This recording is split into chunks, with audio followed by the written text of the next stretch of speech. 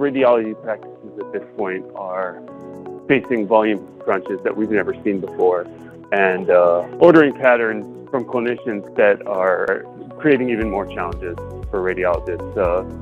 So the two operational items, one is excessive ordering in the emergency departments for acute indications, namely head bleeds and trauma, and then pulmonary emboli, chest pain workup diagnosis. Trauma and chest pain, two of the most common indications for going to the ER. The ADOC algorithm of head bleed and cervical spine essentially covers the first part of any trauma workup, which is getting a head CT and cervical spine CT for any trauma or fall. And then the chest pain workup, which is essentially rule out PE.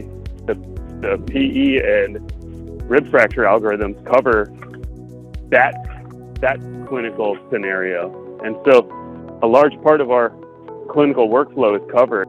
By having those two, it's basically taking the two most pre-screening those patients through AI, and doing that is huge. We've got multiple stories, in particular about head bleeds that have been, subtly picked up by ADOC that the radiologist was surprised or taken aback, and that's really like one of the most critical findings of head bleed. And I think radiologists will be surprised that the sensitivity and the specificity for the algorithms that we utilize is extremely high.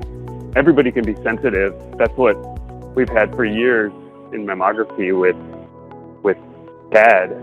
Just having sensitivity without specificity leads to white noise, and then it leads to underutilization of the resource. But having this blending, the sensitivity and specificity and the accuracy was quite surprising, and it going even into additional levels, even being able to differentiate acute versus subacute or follow-up versus new diagnosis was really startling. And again, just decreasing the white noise so that only true positives are what is being alerted to the radiologist. That was quite surprising. It's like driving before you had navigation on your telephone. You could get to where you were going to go, but you had to really pay attention, and it was a little bit more of a stressful experience. And you had to know where to turn and what to do and where exactly to look. And then once you got navigation electronically on your phone, it just makes the whole driving experience a little bit more pleasurable, and you can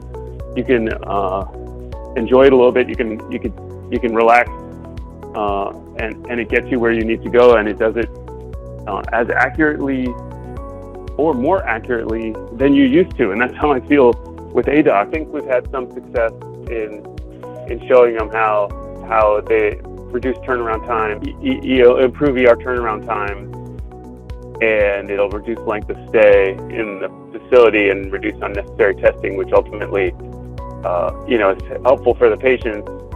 And doing those things ultimately is also financially beneficial for the hospital system, so they don't have to do unnecessary testing. I really enjoy it.